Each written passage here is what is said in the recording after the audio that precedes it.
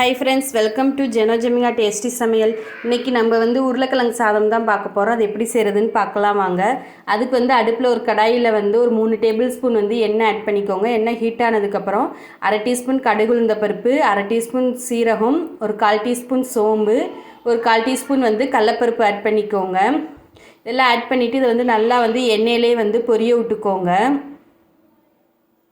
பொரிஞ்சதுக்கப்புறம் இதில் இப்போ நம்ம ஒரு 4லேருந்து 5 பல் பூண்டை 1 2 நல்லா இடித்து ஆட் பண்ணிக்கோங்க. அதோட ஒரு கொத்து கருவேப்பிலையை ஆட் பண்ணிவிட்டு ஒரு செகண்ட் இந்த எண்ணெயிலே வெள்ளைப்பூடை வதக்கி விட்டுக்கோங்க. இந்த வெள்ளைப்பூடு எண்ணெயில் இப்படி போடுறதுனால நல்லா வாசமாக இருக்கும். இப்போ இதில் ஒரு பெரிய வெங்காயத்தை நல்லா பொடி பொடியாக கட் பண்ணி அதை இதில் ஆட் பண்ணிக்கோங்க. நீங்கள் சின்ன வெங்காயம் போடுறதா இருந்தால் சின்ன வெங்காயம் கூட ஆட் பண்ணிக்கலாம், இன்னும் நல்லாயிருக்கும் டேஸ்ட்டு. இந்த வெங்காயம் நல்லா கண்ணாடி பதம் வர அளவுக்கு நல்லா வதக்கி விட்டுக்கோங்க. பாருங்கள், இந்த அளவுக்கு வதங்கணும். இந்த அளவு வதங்கினதுக்கப்புறம் இப்போ நம்ம உருளைக்கிழங்கு ஆட் பண்ணிக்கலாம். உருளைக்கிழங்கு எல்லாமே ஒரே ஈவனாக கட் பண்ணிக்கோங்க. அப்போ தான் எல்லாமே ஒரே ஈவனாக வெந்து வரும். இந்த மாதிரி குட்டி குட்டியாக கட் பண்ணி போட்டிங்கன்னா சீக்கிரம் வெந்துடும். இப்போ உருளைக்கிழங்கு எல்லாத்தையும் ஆட் பண்ணியாச்சு. இப்போ இந்த எண்ணெயிலே ஒரு 2 நிமிஷம் நல்லா வதக்கி கொடுங்க.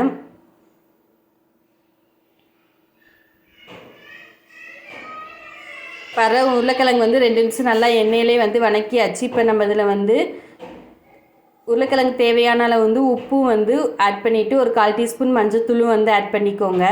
நான் இதில் ஒரு 3/4 டீஸ்பூன் உப்பு ஆட் பண்ணியிருக்கேன். ஆட் பண்ணிவிட்டு இதே ஒரு நிமிஷம் நல்லா எண்ணெயிலே கலந்து விட்டுக்கோங்க. இந்த உப்பு மஞ்சத்தூளும் காயில் எல்லா பரமும் படுற மாதிரி நல்லா கலந்து விட்டுக்கோங்க.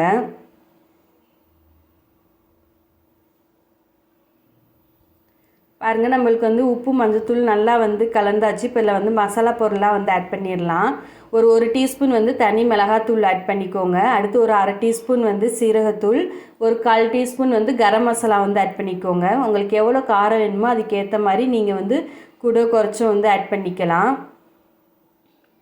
மசாலா பொருட்கள் ஆட் பண்ணிவிட்டு இதை அந்த தண்ணி ஊற்றாமல் எண்ணெயிலே காய் நல்லா பரட்டி விடுங்க. உங்களுக்கு கீழே அடி பிடிக்கிற மாதிரி இருந்துச்சுன்னா லைட்டாக தண்ணி தெளித்து கூட நீங்கள் இதை பரட்டி விட்டுக்கலாம்.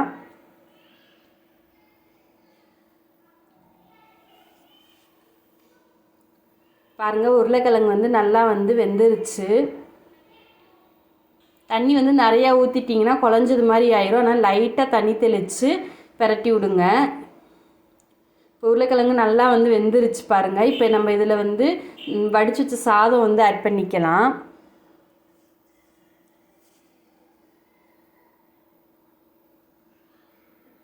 நான் இன்றைக்கி இதில் ஒரு 2 கப் சாதம் ஆட் பண்ணுறேன். உங்களுக்கு எவ்வளோ வேணுமோ அதுக்கேற்ற மாதிரி நீங்கள் ஆட் பண்ணிக்கோங்க. இப்போ இந்த உருளைக்கிழங்குக்கு 2 கப் சாதம் கரெக்டாக இருக்கும். ஏற்கனவே நம்ம சாதத்தில் உப்பு போட்டு தான் வடித்து எடுத்து வச்சுருக்கோம். இப்போ அந்த சாதத்தை இதில் ஆட் பண்ணுறோம்.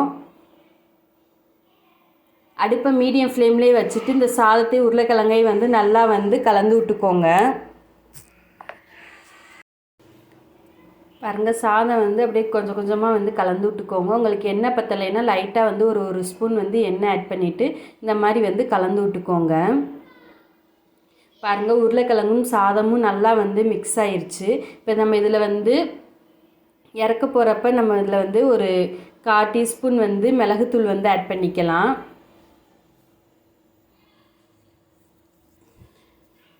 அடுத்து கொஞ்சோண்டு கொத்தமல்லி இலையை தூவி இதை அப்படியே கலந்து விட்டுக்கோங்க.